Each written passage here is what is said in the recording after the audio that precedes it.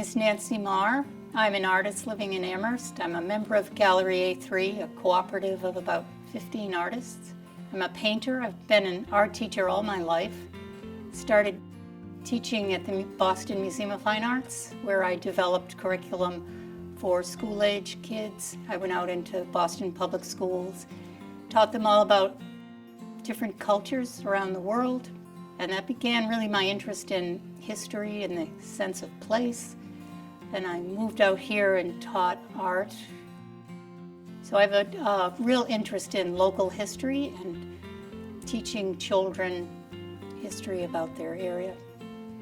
I discovered this beautiful working girl's dress at historic Northampton, and it was plaid, and it was from the late 1800s. And I noticed that the inseams had been the seams had been opened up and all these patches had been put in, which sort of documented these girls developing into women. And it really brought tears to my eyes. Well, I have this mill girl that works at the Leeds Button Mill named Caroline Bonney. I have a real boot from the flood, and I have this dress that documents a girl's development. So then I added a fish that wanted to be a mill girl, and it took me about 5 years to put this together. The title of the book is Millicent and the Day It Rained Buttons, a Leeds Mill River fish tale. In the beginning, it's just raining on this small town of Leeds, Massachusetts. And it's heavy, heavy spring rains, and then it's snowing, and the snow is melting, and this water is falling in the Williamsburg Reservoir, which is getting stretched and stretched, and then suddenly the whole dam collapses. In the middle of the story, you have a fish who's caught up as the water moves through the button mill, wakes up this little fish who is tossed about. She's thrown on the bank, and she wakes up and she's surrounded by these buttons that she collects.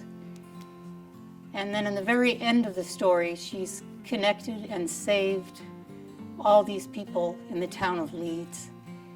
And one of them gives her a necklace, and there's this exchange of love and connection, and then the river calls her home. She realizes that she can do a lot of work in the river. As a fish, she can now go and save fish that were caught up in the flood. My dream was to make this a film, so I did a lot of little thumbnail sketches, and then I enlarged maybe 30 of them, and then I drew into those. I used watercolor, color pencil, and pencil. Working in 3 dimension is different, certainly, than painting, but I really love it. It comes very easily. I can see the shape in my head, and I can almost feel where things go. So I make the whole thing out of chicken wire and wire, and every detail is really done in wire, and then I just wrap it with paper dipped in wallpaper paste. The paper mache fish was something, during the pandemic, I just, like all of us, was housebound and worried. I just decided I was going to return to a sculptural form that I did when I was in art school. I just made the biggest fish I could. So this is Millicent, and one thing that I guess I would say about children and Millicent and her self-esteem is that she has a rich imagination. So she imagines herself as a plaid fish instead of a polka dot fish. So even when she takes off the dress, she does have her trout spots, but in her imagination she's plaid.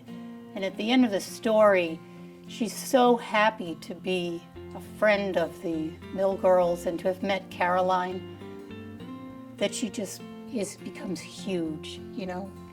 And it's all in her imagination. Imagination is critical, I think, to life, to making every day more interesting when you have boundaries and constrictions.